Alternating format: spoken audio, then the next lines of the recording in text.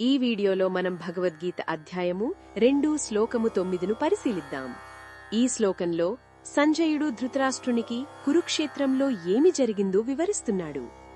అర్జునుడు తన వాదనలన్నీ చెప్పిన తరువాత అతని మానసిక స్థితి ఎలా ఉందో ఈ శ్లోకం మనకు స్పష్టంగా చూపిస్తుంది. అప్పటిదాకా ఎన్నో కారణాలు చెప్పి తన బంధువులతో యుద్ధం చెయ్యలేనని వాదించిన అర్జునుడు ఇప్పుడు ఒక నిశ్చయానికి వచ్చాడు. ఆ అర్జునుణ్ణే ఇక్కడ గుడాకేశుడు, పరంతపుడు అని సంబోధించారు. గుడాకేశుడు అంటే నిద్రను జయించినవాడు, పరంతపుడు అంటే శత్రువులను తపింపజేసేవాడు.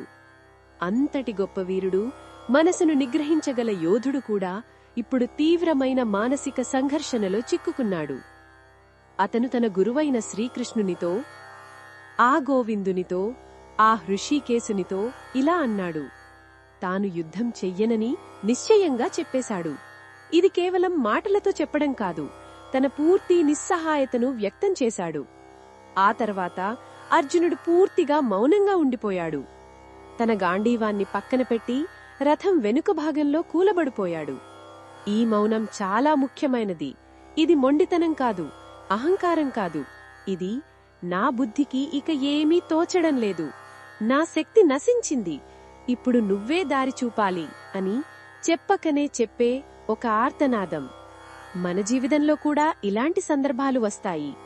ఒక పెద్ద సమస్య వచ్చినప్పుడు మనకున్న తెలివితేటలతో చాలా ఆలోచిస్తాం, కానీ పరిష్కారం దొరకదు.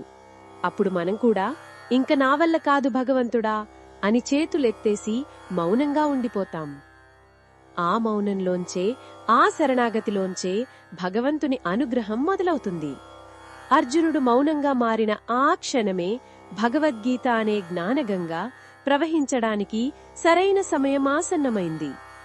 నిజమైన ఆధ్యాత్మిక ప్రయాణం మన అహంకారం మౌనంగా మారినప్పుడే మొదలవుతుంది. మన బుద్ధికి అందని విషయాలు ఎన్నో ఉన్నాయి అని ఒప్పుకున్నప్పుడే గురువు యొక్క ఉపదేశాన్ని స్వీకరించడానికి మనం సిద్ధంగా ఉంటాం. అర్జునుడి ఈ శరణాగతి మనందరికీ ఒక గొప్ప పాఠం. ఇది ఈ శ్లోకంలోని భావాన్ని వివరించడమే లక్ష్యం. మరిన్ని భగవద్గీత శ్లోకాల అర్థాన్ని తెలుసుకోవాలంటే మా తదుపరి వీడియోలను తప్పకుండా చూడండి.